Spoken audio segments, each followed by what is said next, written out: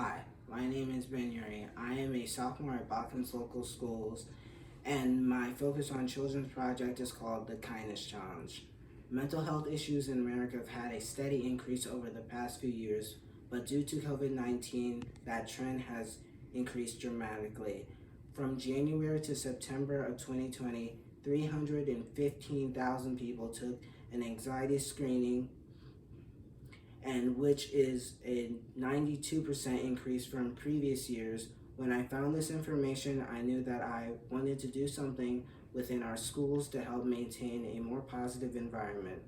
I noticed that more youth were affected in previous years, with 9.7% of youth being diagnosed with some sort of mental health disorder. One major cause of mental health disorders among youth is bullying or cyberbullying. I wanted to find a way to help reduce the amount of bullying among peers, as well as encourage being kind in general.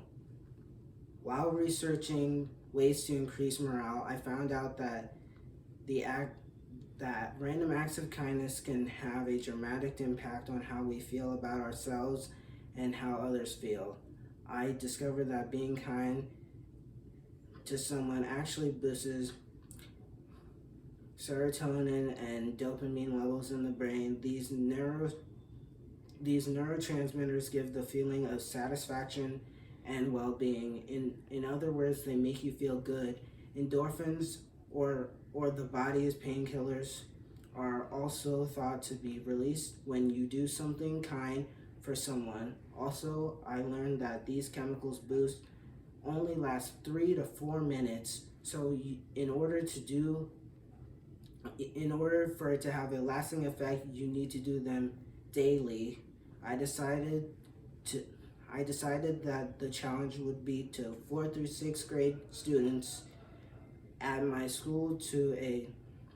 I chose these age because kindness is essential for the healthy development of children. It helps them form long-lasting relationships and better regulate their emotion and develop core beliefs, which I feel is important to remind them before entering middle school and high school. I began by giving classrooms a survey asking 5 questions about kindness. I then gave them some information about how and why random acts of kindness are beneficial to health, and they were all given a checklist of random acts of kindness. I challenged them to complete as many as they could in a week. The checklist had a spot for an adult to verify that they've completed that task.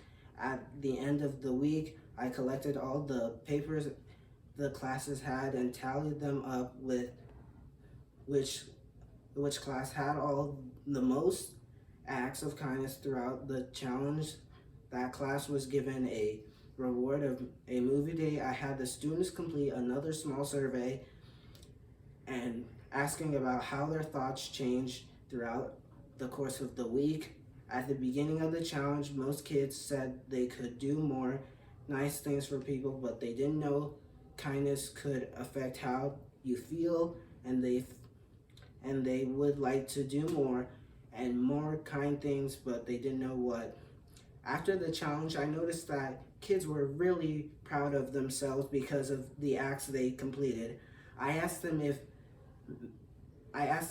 thinking about doing these things, if they thought about doing more things often.